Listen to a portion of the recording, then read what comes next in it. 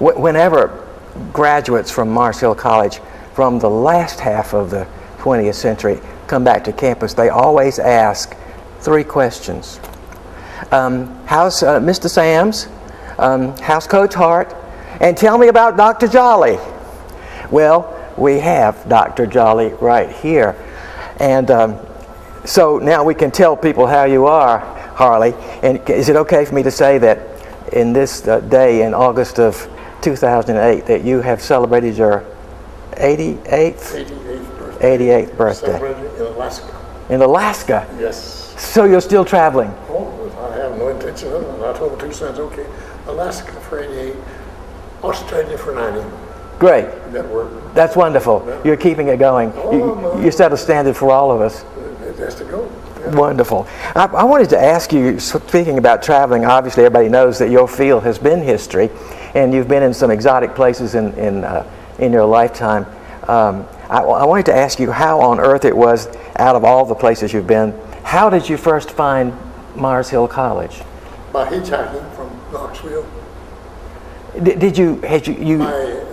My mentor in Appalachian State got me a teaching position or a scholarship at University of Tennessee. Right. And he found out there was a job opening in Mars Hill. I see. He said, now Harley, when you go there, make sure you say doctor, doctor, doctor, doctor regularly and all that. And when you get a chance, put in a plug for Appalachian. Well, I rode the bus as far as Asheville. No bus convenience, so I hitchhiked for the interview. You came out. You actually hit. That's wonderful. Did you know? Did you have an interview set up with Dr. Blackwell at that point? Dr. Blackwell and Dean Lee. Dean Lee, right. Well, you mentioned Appalachian. I know you did your undergraduate work there. Where were you born? How did you get to Appalachian? I got there the hard way, absolutely. I was born in Caldwell County. Right. 1920. Local high school, local elementary school and high school, and then wound up in the military. I had no jobs. There was no jobs available. I graduated in 1937, Kings Creek High School. No jobs basically available.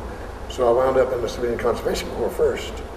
And from that went into the military, wound up in a place called Honolulu, yes, Hawaii, and had about a year plus there when the Japanese visited us in so-called Pearl Harbor. And you were there on that day, and I was there. I had the good fortune to be in a 3-story concrete building. I was in the bottom story. You were very fortunate. I've been fortunate in so many ways all my life, Robert. Yes. And you would have been just barely. You weren't even 20 yet. I was born in 20. That's why you're 21 then, I guess, when it happened. Were there any inklings that you all had that attack was? Nothing. No, nothing. Of course, the higher ups had been doing what they were supposed to do. They'd been warned of the possibility. Right. And what they did, they lined up their ships and the airplanes in such a manner that they could be surrounded and protected as a group against sabotage. Made it very simple for the Japanese to bring down the road. And they did. And they did. And they did. Of course, you were there right in the middle of all that. What was it like to be in the middle of something so catastrophic? Was there chaos, or was there? It was absolute chaos.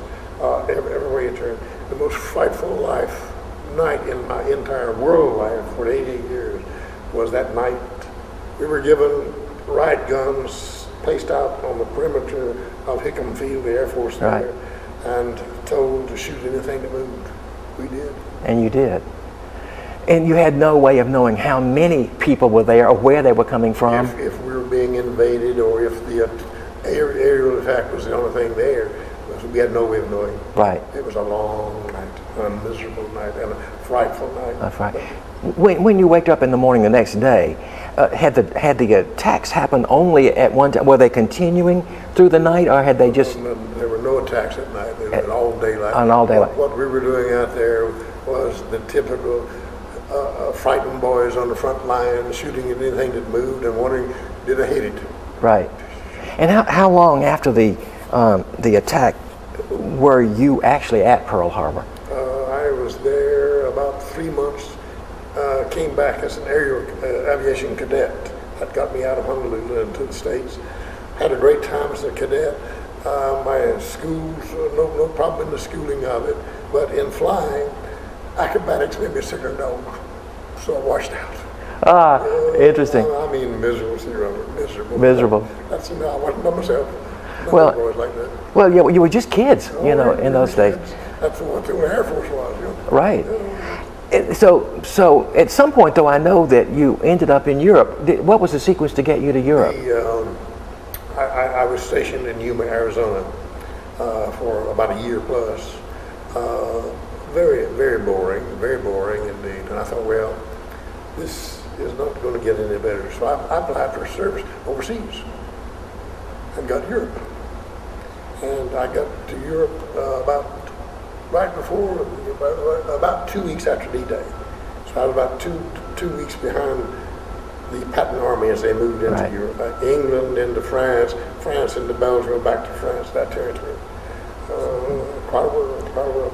Thankfully, I had a fairly good command of French, and my high school teacher was a great teacher, so I quite often was a translator. What a juxtaposition from Pearl Harbor, the Japanese, to France. What a beautiful girls. Yes, beautiful girls. Were you there in Europe or in France very long? I was there from 44 through I was there from VE Day. Okay. So actually then when the war was over, you came back to the United States and almost immediately went to college then. When the war was ending, when VE Day came, the Army had already listed a series of, had devised a system of points. So many points for so many days and so forth, how much you service. Right. I was well established on the point, but I had what's called 109 points, which meant I would be the first to come home. So they sent me back home on furlough, but in my pocket was orders to report for duty for invasion in Japan. Oh, golly. While I was home, Japan was bombed, Japan surrendered. I wired the commanding officer, please send me my discharge. So that was it. Oh, how crazy. Gosh, the timing was just perfect then. Oh, how crazy. Crazy. In the intervening years, because you had those very intense experiences in Pearl Harbor and in France, have you gone back to those places to visit? No, I have. I made political arrangements for my congressman to send my family over. Right. And they had a great tour. We're hosted by Hickam officials and had a marvelous tour where I had been. Right. And Stuart had been back, of course, several times.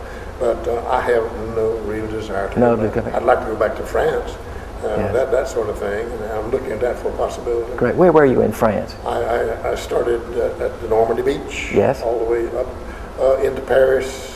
I've had 3 great weekends in Paris, that sort of thing. Then finally on up to the large city called Nancy, France, which is right on the German border, and that's where I was stationed when the war ended. Yeah. Those were great places to be, as far as the cities that people would want to visit in France. Right. Not a fun time to be there in the war, of course. Let me tell a story that has interest for me, and I hope for my listeners. I was walking down the street of Nancy early one morning on April the 12th. I saw a very old senior citizen Frenchman walking down the street, just tears running down his cheek. I touched him and I said, "Pourquoi?" Why? He said, "Il est mort. He's dead." I said, "Qui? Who?" He said, "FDR." And that's how I learned about Mr. President's death. From a Frenchman on the street? Straight crying. Interesting. It's amazing. Interesting. That's history for you. That is history, and that's a wonderful history. I had an occasion to meet Marcel Marceau several years ago, and he was a child during this period in the very same places you're talking about.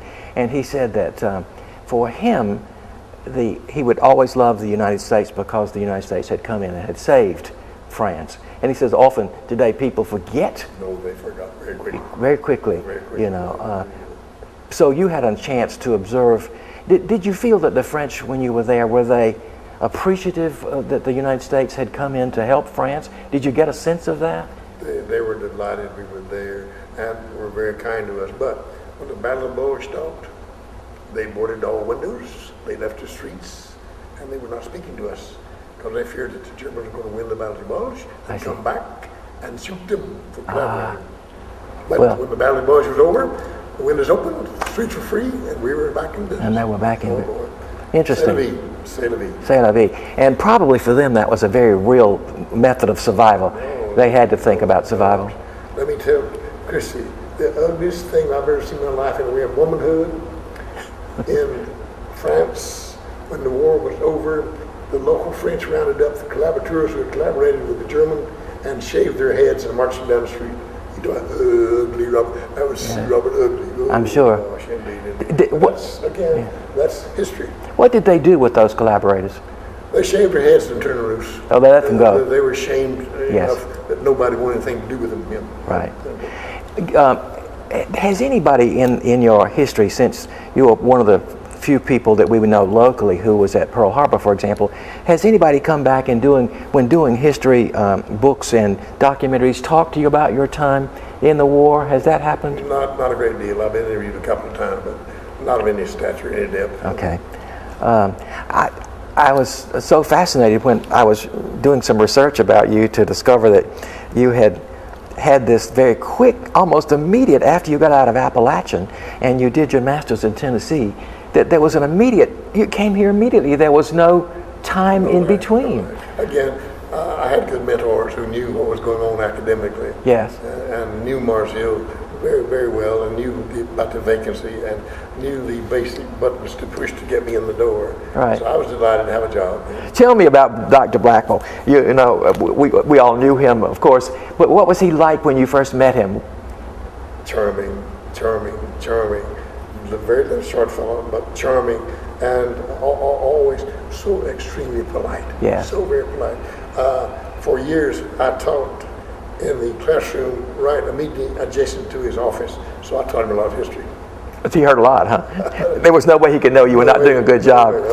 When you came to the campus, I asked this question to somebody else, was there a sense of culture shock coming here because it was so small and isolated? No, not at all. Remember, I came out of rural Colorado County. So this was not unusual to you? Coming out of Knoxville, of course, it was a change of pace. Right. But I was looking for a job, not the culture shock. Okay, let me ask you this. We know you, of course, through your work in these wonderful things that relate not only to Appalachia, but to the region.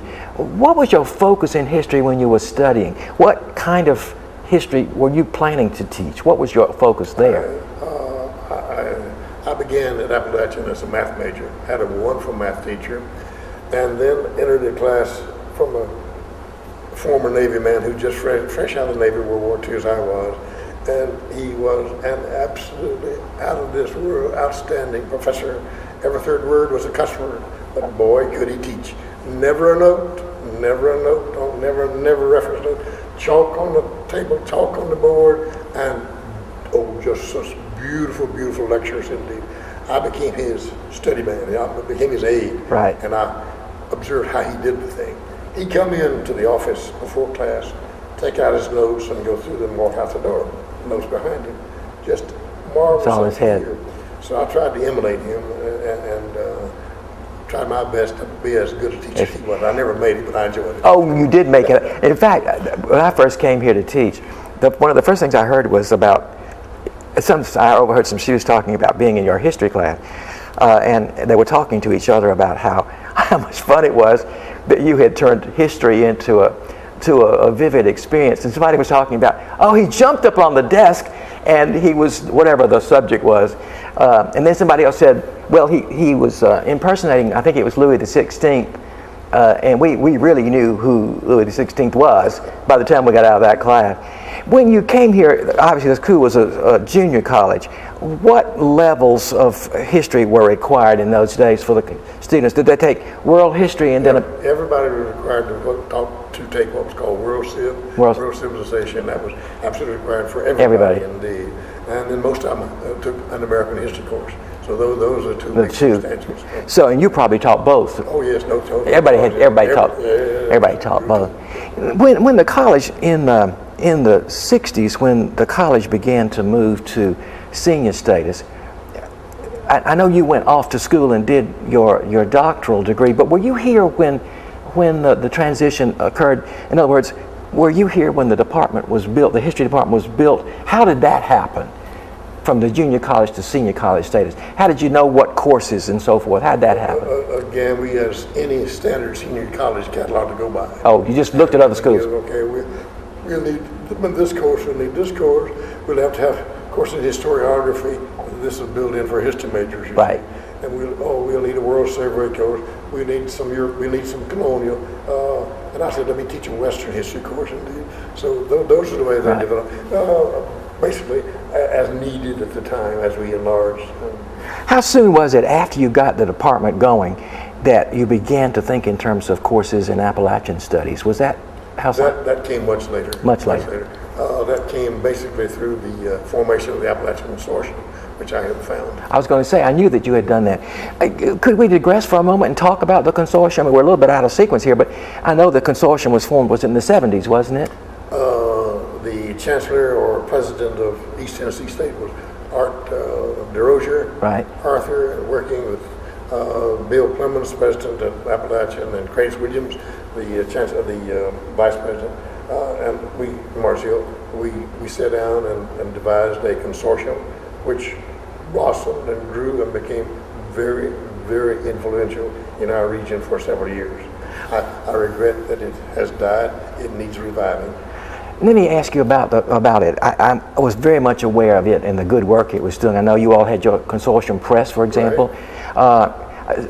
Am I not right in saying that part of the reason for its forming was that foundations who wanted to give money to colleges were getting duplicate requests, and the consortium helped them to... We had much more power. Yes, as a group. Numerous agencies in unit, varying from the Forest Service, Park Service, the junior college, the senior college, all those, and then as we put it in one unit, we had a much better chance of getting support, and we did. And you did. Why do you think it died, Harley? Let me be honest, poor leadership. Okay. And I think total unawareness of what it was doing by the Appalachian State leadership. Okay. That's my frank opinion. I may be totally wrong. Well, no, that's what I think. Well, and I suppose it's true with anything that is formed, that it depends so much on, as leadership changes, if other leaders pick up from other, you know. It became very expensive for Appalachian. They hosted it. They provided a secretary and so forth. The business out of it. It was expensive, but nevertheless, the overall benefits far overshadowed those expenses. I would think so. And the fact that they were the only state school in it at first, weren't they? Right. And of course, that's why they probably took, because they had state money that the smaller schools didn't have. Leadership was good of it at the time. So right. Bill Clemens, Craig Williams, impossible to beat. They were just dynamic. They had a sense of region. And they had vision too. They had visions. They really did have vision. Really great. Craig Williams, a Kentucky boy. Bill Clemens, right out of Buncombe County over here, and they were very much aware of what their heritage was and wished to share it and enlarge it. Sure. Right. Was there at the college here? I know the first time I heard about Mars Hill College was when I was in college, and my sense of it, based on the student who was a graduate talking about it, was that it was a small Baptist school in the mountains, and that it was very conservative and that sort of thing. And it seemed that the focus was on the Baptist heritage to the exclusion of other possibilities. Am I not correct in saying that the Appalachian Consortium indeed opened up the possibility that the school was looked at for its Appalachian heritage? Much broader indeed. And that was one of the benefits of the consortium itself, indeed, yeah. And the ability to meet with other agencies on our campus and share with them, then go to their campus and share there and share our desires, our wishes, our vision, our hopes, hey, let's do this together. It made all the difference in the world. I'm sure it did. Is there any move to get it back? I hear underground movements that are very good. I just wish them good luck. How much did Mars Hill contribute to the consortium as far as energy? Mars Hill paid his fees, but his leadership couldn't grow. And that would have been during the era of Dick Hoffman and Dr. Bentley. Right. They were very supportive of it. They were well aware, well supported of it, yeah. and very conscious of what it was they were supporting. Right. Yeah. Well, I hope, like you, that it will come back, because it was it has possibility. An awfully good thing. Particularly when you look at the overall range of what it really was, not the miserable expense for one unit. You know. Right. Right. Let me jump to another subject which relates to all of this. When and how did you first meet Betty Cornett? Appalachian State is a marvelous place for matchmaking, as most colleges are. I came to Appalachian State fresh out of the military in 1945, September 1945. Right. I enrolled as enrollee, top enrollee, the last enrollee, number 500, and now they have something like 16,000. Can't just imagine that. But anyway, it was Appalachian State Teachers College. Appalachian State Teachers College at that time, and it was being flooded by the. As I came, right behind me came a whole flood of GIs eager to get an education. Yeah. It was quite a place to be. And the second semester, there enrolled a young lady who had left Marcia because she got sick here and went home up to West Jefferson, North Carolina, and decided she'd go back to school and attended. She's a music major, and Appalachia had a good music department, so she came to Appalachia. We both had a mutual friend. A friend who was a neighbor to me and wound up as a missionary up in Ashe County. And that friend told Betty about some boy named HarleyJolley and to watch out for him. In the evenings after classes and so forth, we'd all go to the local gymnasium and chat and all that territory, and we began chatting. Next thing you know, we're hiking. Next thing you know, we're chatting about various friends. Next thing you know, well, we're riding bicycle together. Next thing you know, it's Christmas time. Oh, good, that's good. And that started off. And that did it. Yeah. So you were already married then when you came here, or had No. I left Appalachia. Betty was 1 year behind me. Got it. I graduated in 1948. She graduated in 1949. In 1949, I left. I was in the University of Tennessee for a master's degree. Right. And in the fall of 49, I graduated there with an MA and came here as a new rookie teacher. And amazing. And then she got a job teaching in Winston-Salem. And I told her where I was and what I was doing and so forth, and teased her about this being her old hometown country. And finally, on December 1949, as you remember, 'tis the season to be jolly. And I asked her if she'd be jolly. I said, yes, she knew. So we got married on Christmas Eve. You did? On Christmas Eve. Did you ever chafe that you had to get two gifts? No problem. No problem. We both enjoyed the fact. Christmas. This is double. Double. How long after you were married now did the boys come along? 2 years. 2 years. 2 years. Ben came along, and 13 years later. For Stuart. Stuart was my PhD baby. Yes. Absolutely deliberate and enjoying it. Oh, that's wonderful. And Ben is Wachovia executive in Charlotte. Is that right? He is senior vice president of Charlotte for human resources, and is a very, very highly respected young man and talented. We know that indeed. But he is. When came time of my retirement, he's the one who calculated. Where do I put how much money, how do I do this? Oh, yes. So I had a built-in assessment there. That's wonderful to have all that kind of good free help. Yes, sir. That's great. And his son just, I believe, graduated from Queens University. Yeah, in Charlotte. So I was the first, so far as I know, of my family to go to college. Now this is the third generation to go to college. Right. Which again, yeah, marvelous. Well, they both went here too, didn't they, the boys? Both got their freshmen, their Bachelor of Arts here. Right. Yeah. Did you know that? Of course, we were talking about computers earlier. Did you have any clue what they would end up doing in their careers? Oh no. When Stuart told me to give me his man, I said, Stuart, and he said, Dad, that's what I want, and that's what he became. But Ben, his mama wanted him to be a doctor. Right. We finally got him into med school. The first year, top his class. Second year, top his class. Third year, top his class. Fourth year, Dad, this is not for me. Goodness. His mother about died. Honestly, she about died. But instead of just flat out leaving everything, he crossed the hall, picked up an MBA in Chapel Hill, right, and immediately hit the banking business. So with his medical background, perfect. First Union jumped on him, as you well that's know. Perfect. And they've had a jewel ever since. Incredible career. That must have been very difficult for both Betty and for him. It was rough. He knew how much she wanted him to be a doctor, but he knew it was not for him. We don't know what changed his mind or what happened. Right. But anyway, he tells me frequently, I'm so glad.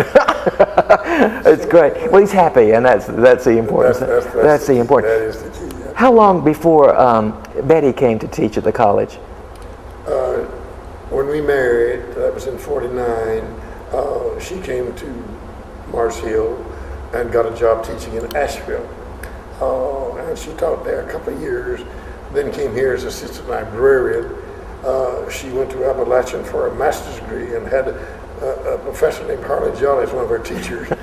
Oh, that was a go. You remember my little morning quiz? Yeah. Well, from home in West Jefferson to the classroom in Boone, trying to find out what the questions would be. And her classmates would cooperate her and try to evoke what the questions Yes. were. That was hilarious. Oh, absolutely hilarious. They gave me a rough time. We all enjoyed it. Had a great class. I bet that was fun. And then with her, she got her master's in history. Dean Lee very quickly assigned her to the history department. Good. Great.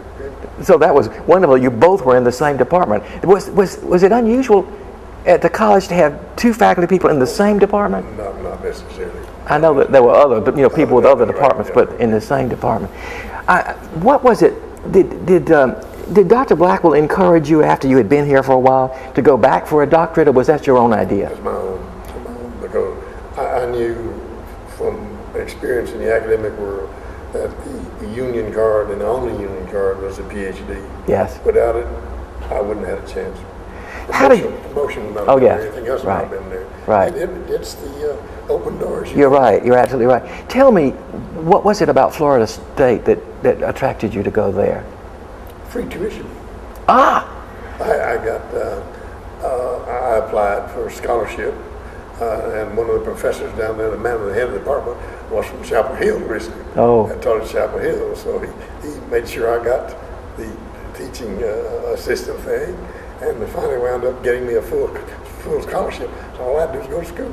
Just go to school. Nice to have buddies. That's great. And did Betty go with you, or did she stay here during She stayed here and paid the bills. And so you commuted back and forth during that period. How long did it take you to do that doctorate? I think 3 years. That's probably 64, 69. Yeah. Yes. 69. I had the degree in hand and all that, so I know that was taken. So yes, right.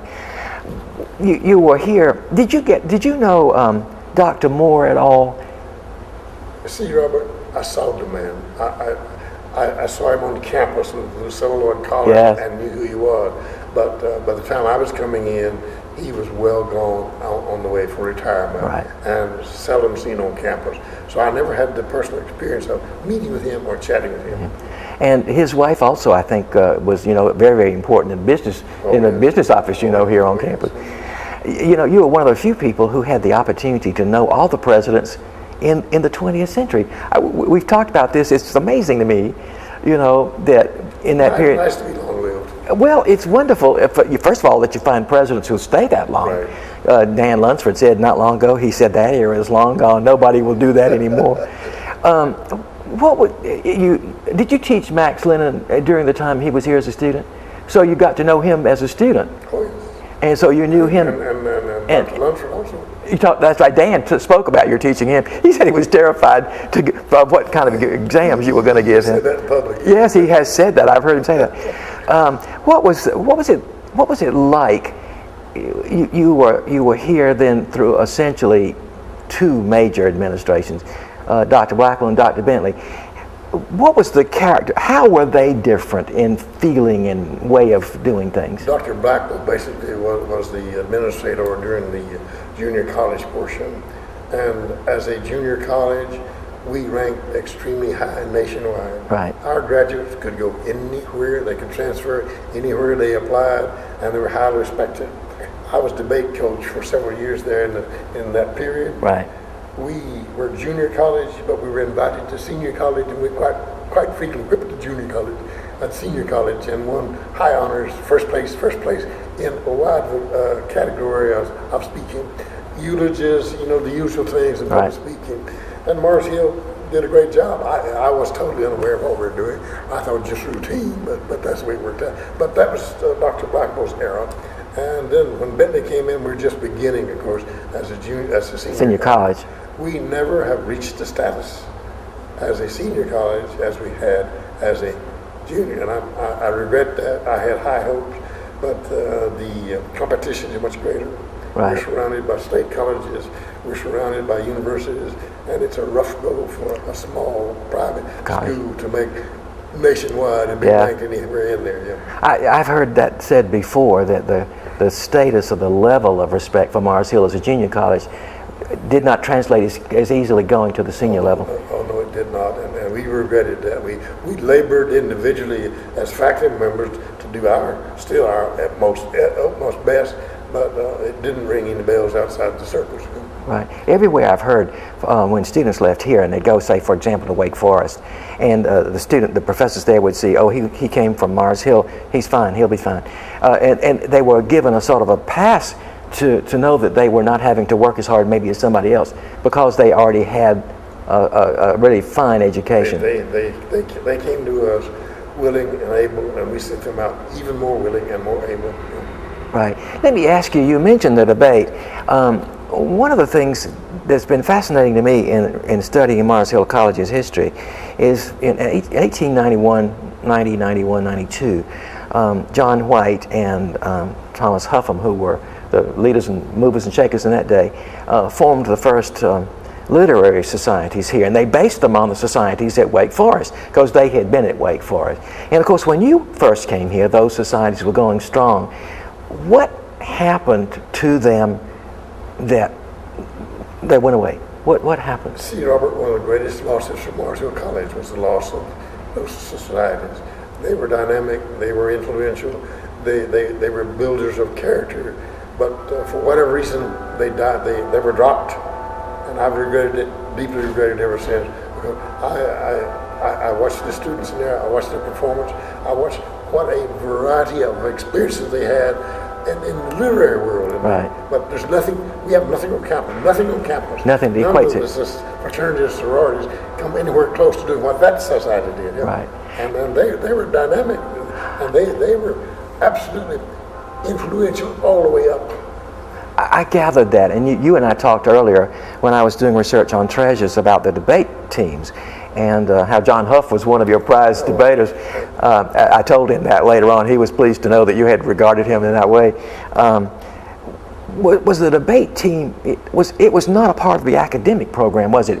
They were like extracurricular things. Extracurricular. And did they come through the societies? Was that how that happened, or? These societies were the opportunities to do the debating. You know, okay. Worked very well. But as a junior college, we should not even been invited, to the senior level. But the first year, we won enough that he kept inviting us back, and I was very well pleased. But what amazed me was how many categories we wound up with first place. Again, I said, I was too dumb to realize, hey, this is not usual. How did you get interested? I mean, you have to learn to be a great debate coach. You got to know something. How did you learn all that? Well, basically, I'm a newsman, as you well know, sir. I'm interested in what's going on in the world, and following the news, you have to be aware. Hey, this, and that. My first public speeching was done in Sunday school class up at Appalachian State. Right. And my last is going to be right here, I think. Oh my! I always enjoy when you get up and do scriptures in church on Sunday, because I know we can hear for one thing, and also there's going to be some aliveness in those scriptures. That's a great tradition, the debate tradition, and you're right. There's not something that has not endured, and nor is there any seeming interest in it. Which is a loss. Well, I thought about it as I was thinking about it earlier, that maybe what killed it off was going to the senior college, but maybe what really killed it off was automobiles, because people didn't stay here on the weekends, to have those Friday evening things. That's right. They left. That went away.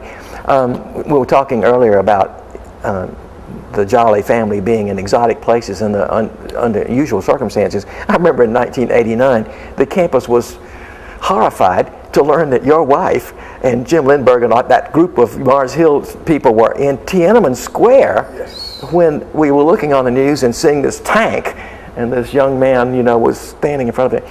Mars Hill right in the middle of it. Right in the middle of it. Tell me about that. When did you first hear about that problem? Again, this was on the TV, as you remember. Yes. So that was standard.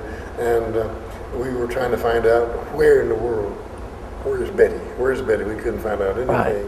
And finally it wound up that Stewart connected somebody with the State Department, and they told him where she was, that she was safe.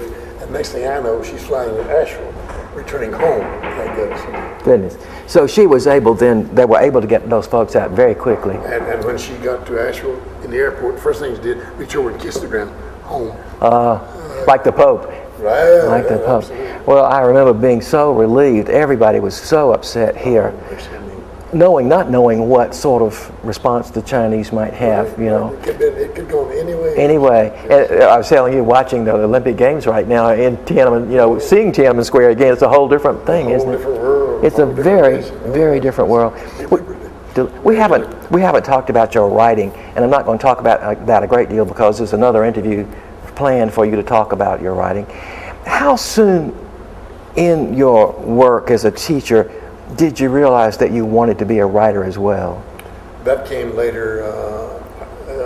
As you remember, as a college teacher, you had 9 months of employment and Right. 3 months, Lord help you. Lord help you didn't pay your bills. So I read in the U.S. News, World Report 1958, that the National Park Service is looking for historians. So I applied to the National Park Service and wound up as an employee, as seasonal ranger for the British Parkway. Wound up in Virginia, up in Waynesboro, Virginia, stationed at a place called Humpback Rocks, milepost, good gosh, 5.8 on the Parkway. Had a marvelous, marvelous summer. And then each summer I went back to the Parkway. And more, I wanted to go to school, finish my education. And I said, okay, I did an article for the Tar Heel magazine and did it on the Red Hand and Dixie, the Gastonia strike of the 1930s. And I said, I'll do that for my dissertation. They said, don't look that bore everybody to do the Parkway. So I decided to do the Parkway as a dissertation, and that's where I began. And that's where it began. Oh, yeah. What a wonderful way to be led into it. Right. You were right there. Right there, and had, entree to places I don't think the average writer had entree to. Absolutely. How long were you doing the ranger service? How many years did you do that? 25 years. 25? My And goodness. see, Robert, some of the most enjoyable times of my life. I'm sure. I miss the classroom, you can well read. Right. But I miss even more those campfire services.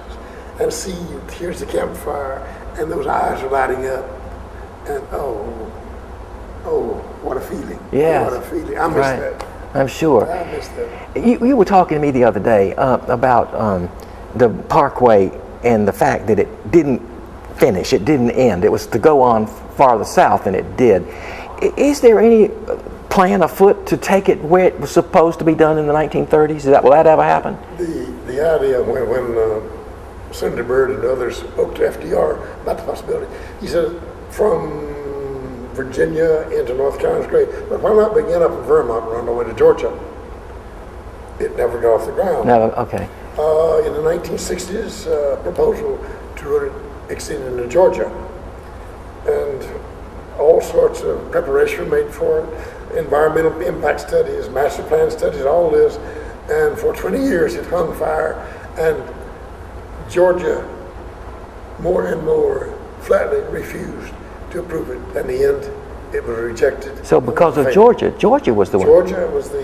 What was their reasoning for not wanting it to continue? That's what I'm researching right now. I'm adding 3 new chapters to my Parkway story. One of them is the issue of tolls. Right. 8 times Uncle Sam has tried to levy tolls at the Parkway. That'd be a good chapter. One about the 20-year struggle, 12-year struggle for route around grandfather, which wound up in Lincoln Valley. Yes, oh yes. Marvelous. And then the proposed extension of Georgia. And that's going to be a dilly. That's going to be a dilly. Because it all sorts. I was amazed at the variety of protests. From a high school kid all the way up to great grandmother. What was the rationale for the protest? We don't need it. Oh.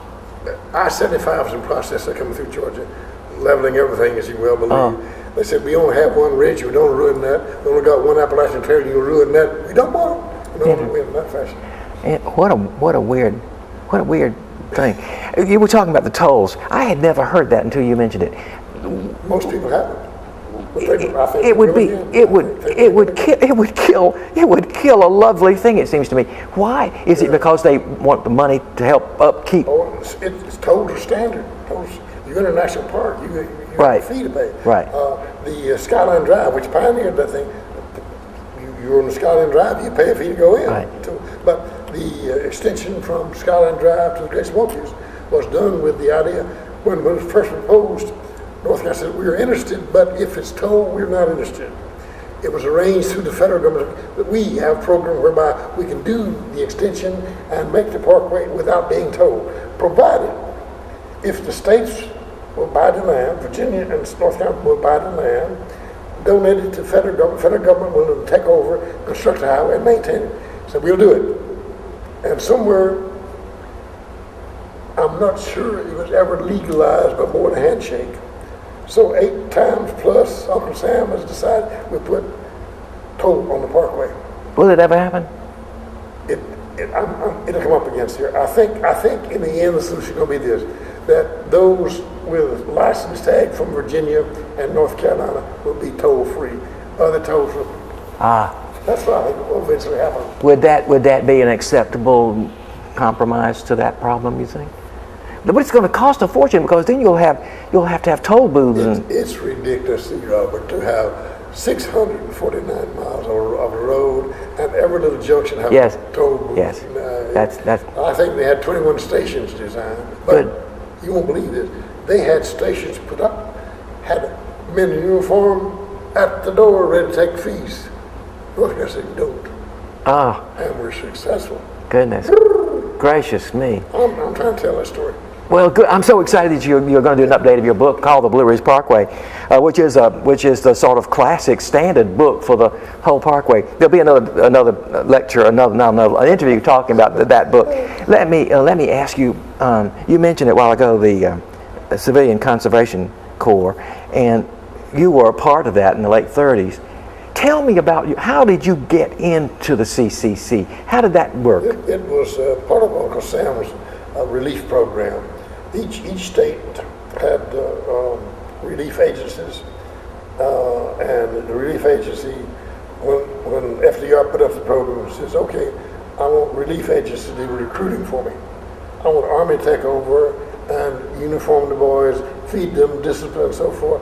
And I want the Interior Department and the Agriculture Department to provide jobs. That was the setup in DC. Right. And each state then was allotted a number of enrollees based upon the total population for the state. And each relief agency said, okay, we have X number, we have a quota. Each county would assign a quota. See? And you could apply, or somebody could recommend you. I think somebody recommended me, and I would accept it, and wound up putting a camp, a soil conservation camp in Lexington, North Carolina. And out there planting pines by the hundreds of thousands. Oh, I know. I remember as a child seeing rows and rows of pines, and there'd be a sign out there that said, prepared by the CCC. Right. Did you have to be a certain age to be in there? I think 18 to begin with, and the final reduced to 17. Okay. So this clearly was a work projects thing by the government to help keep people. It was designed as a relief program. As a relief program. It was also designed to do two things: help the land, right. help the man. Yes. Great, it did both. And your new book, we'll talk about that new book another time later, is wonderful about the CCC. I was so pleased you did that, because I'm one who grew up knowing about it, but there's so many people in the current generation who never even heard of that. We had a camp up here, as you know. Right here. Right here. A camp, first of all, for young enrollees. And when Hoover was president, you remember when the veteran of World War I made a march on Washington asking for early payment of something due them, and Hoover sick to MacArthur and patted on them and drove them out of Washington. Well, Mr. FDR says, fellas, I'll establish camps for you. And you better believe he established those camps. So we had, first of all, a junior camp, and they named their camp in honor of the slave here on campus, Camp Joe. Camp Joe. Where was it physically here in town? Do you know where the Emeritus daycare center is? Yes. The third house down, there are about 5 houses sitting on the side right there. And it was physically right there. So it was here in town. But when the veterans moved in, they quickly dropped the name Old Joe and named it Camp Robert E. Lee. Robert E. Lee. Yes. How long did the CCC program last? Began in 33, ended very shortly after Pearl Harbor, ended in July 42. I guess the war ended it by virtue of The war was an automatic death. Yeah, right. Everybody had to go fight in the war. There was no question about that. There was no question about that. As you were writing, did you find? I know you continued to teach until what, 91? Did you find that your writing, were you having to do it in summers, or were you able to take a course or term off here and there and do writing, or was it always? It was a sandwich in between. Get my lecture notes together, get the classroom ready, and then any spare time I could go ahead and do some review or some search on, well, whether it's Parkway or the CCC, whatever it is. Right. And the CCC was very extended, long time. What I know you're going to do an update of your Blue Ridge Parkway book, but what projects have you out there that you're very excited about for the future? Have you got other projects you want to do as a writer? When I finish this revision of the Parkway, the Woody chair is giving me a rocking chair. Yes. As part of my retirement program, and I'm going to sit in a rocking chair. Oh, good for you. You know, I told Dr. Lunsford I was so disappointed that he gave his collection of papers to UNCA. I thought they really should have come to Mars Hill. He made wonderful things, didn't he? Yeah. Well, you know, he was a World War veteran. He and I are the same age, have many memories of World War II. Right. And we're hoping to be able maybe to go together and visit our service over there in World War II. Yes, why not? That would be great. Fascinating man. You were here all these years since the late 40s. You spent a whole lifetime in Mars Hill. What do you think the college brought to you in the way of enriching your life? What did it do for you? I received repeated offers to go to other universities and teach.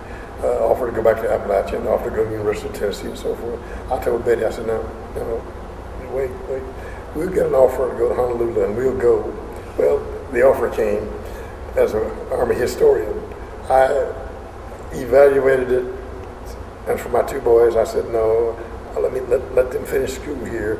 Mars Hill's a great community for the boys grew up in. So I turned it down. I haven't regretted it one bit. Haven't regretted it a bit. It was a great place to bring up families. I've heard that. As you know, I could have gone anywhere I wanted to, basically.